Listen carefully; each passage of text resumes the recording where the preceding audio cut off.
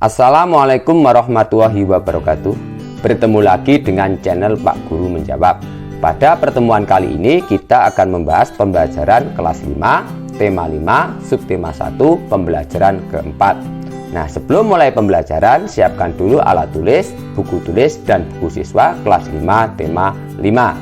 Nah, agar channel ini terus berkembang dan terus memberi manfaat, jangan lupa untuk subscribe dan tekan lonceng agar tidak ketinggalan pembelajaran berikutnya. Nah, adik-adik hebat, mari kita mulai pembelajaran hari ini.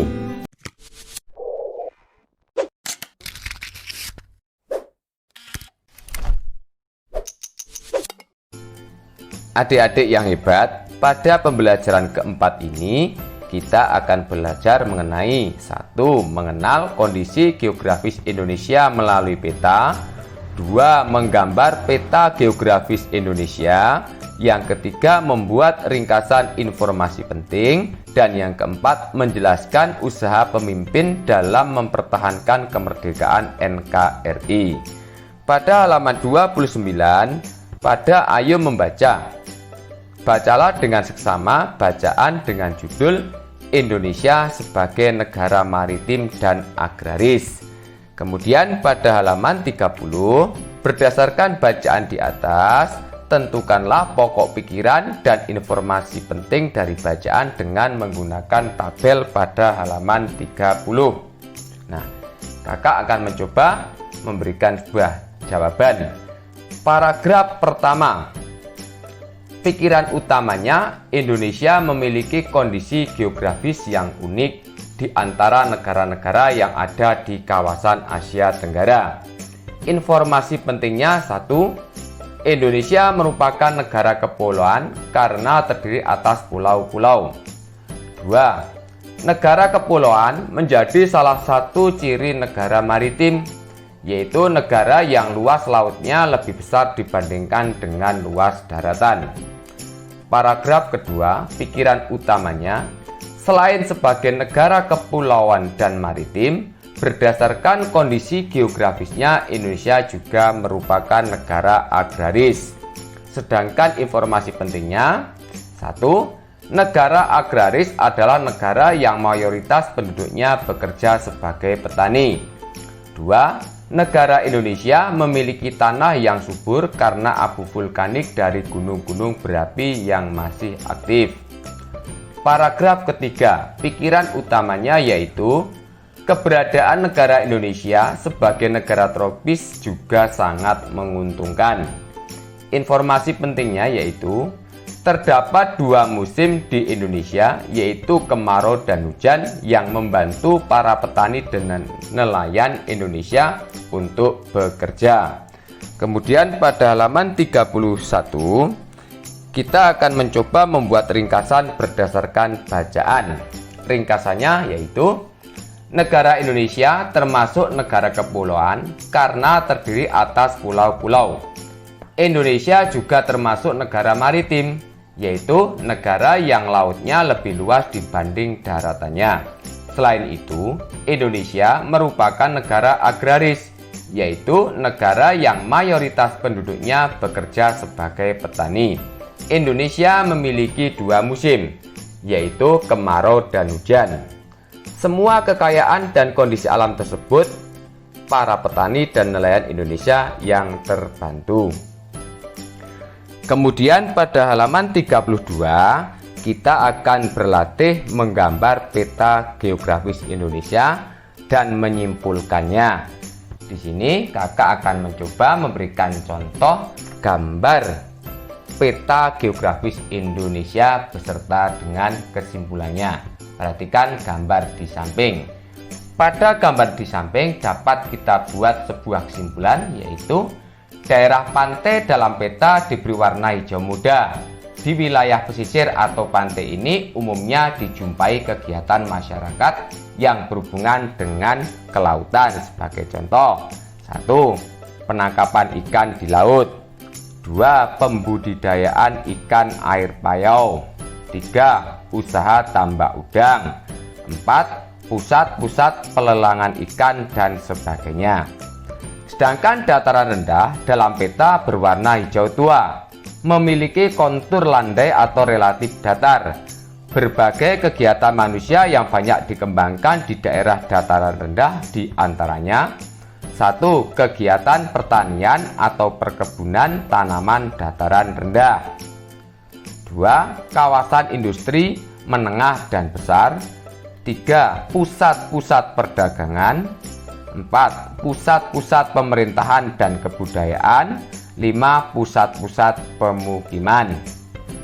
Selanjutnya, wilayah dataran tinggi atau pegunungan dalam peta berwarna kuning atau coklat memiliki udara lebih sejuk. Kegiatan ini yang mungkin dijumpai di wilayah ini antara lain budidaya pertanian atau perkebunan tanaman dataran tinggi. 2. Kegiatan wisata gunung atau agrowisata dan kegiatan kehutanan atau hutan produksi.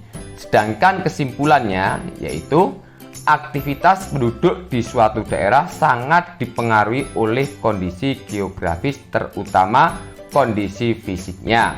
Indonesia memiliki bentang alam atau bentuk permukaan bumi yang ada di daratan berbeda-beda. Ada yang disebut dataran tinggi, dataran rendah, dan pantai.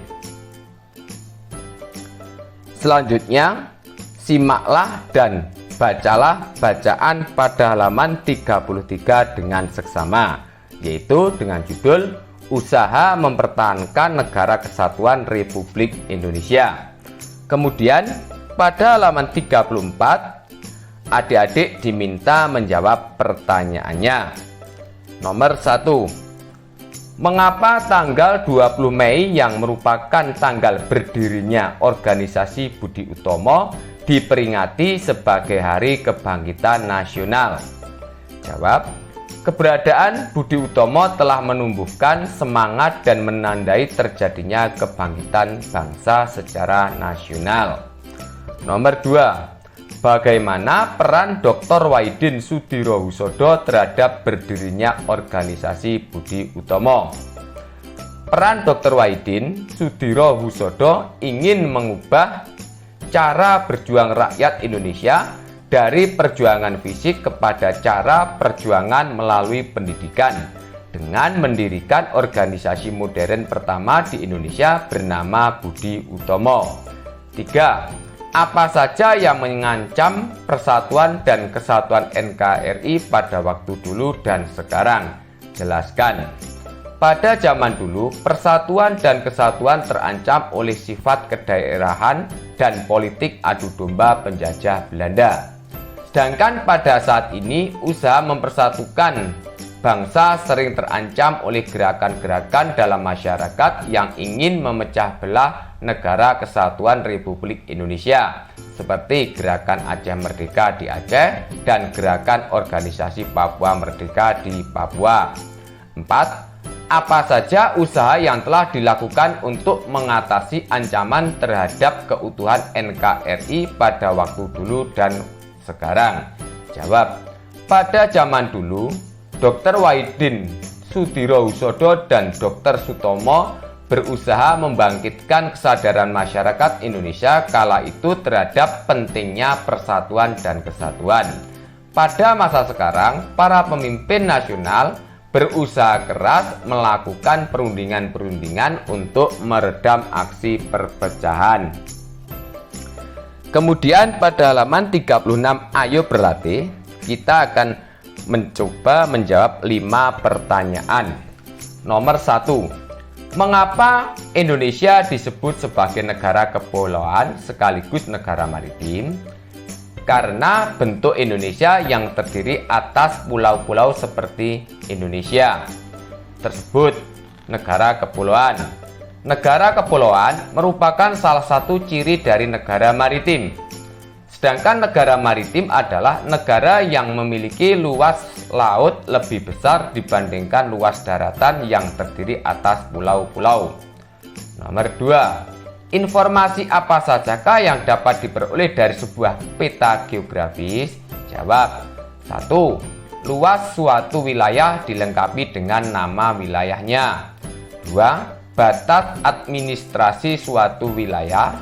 3. Kenampakan alam atau kondisi alam suatu wilayah. 4. Persebaran sumber daya alam yang ada di suatu wilayah.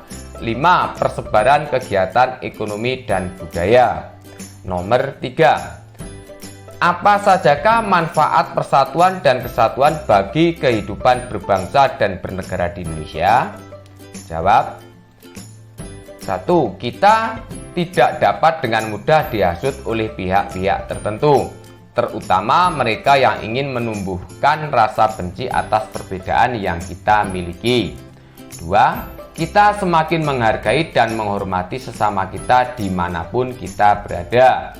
3. Kita mampu maju dan berdiri teguh sebagai suatu bangsa dalam menghadapi tantangan global, baik dari segi ekonomi, budaya, teknologi, keamanan, sosial, dan lain-lain. 4. Kita mampu menangkal aksi terorisme karena aksi kriminal semacam ini hanya dapat berhasil jika kita tidak tumbuh dalam persatuan dan kesatuan dengan seluruh rakyat Indonesia. Pertanyaan nomor 4. Berikan contoh ancaman terhadap persatuan dan kesatuan bangsa yang datang dari dalam masyarakat Indonesia. Jawab. Contoh ancamannya diantaranya 1. Narkoba. 2. Ancaman bidang politik. 3. Ancaman pemberontakan.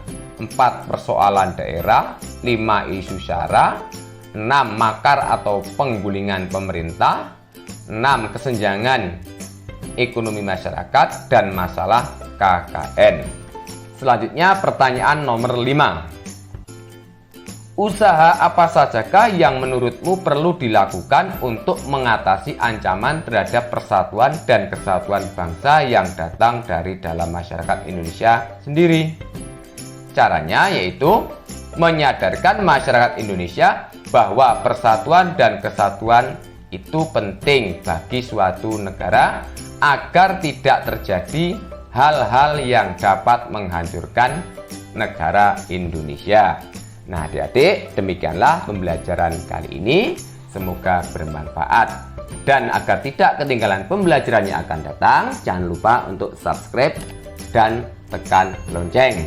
Demikianlah pembelajaran dari kakak. Wassalamualaikum warahmatullahi wabarakatuh.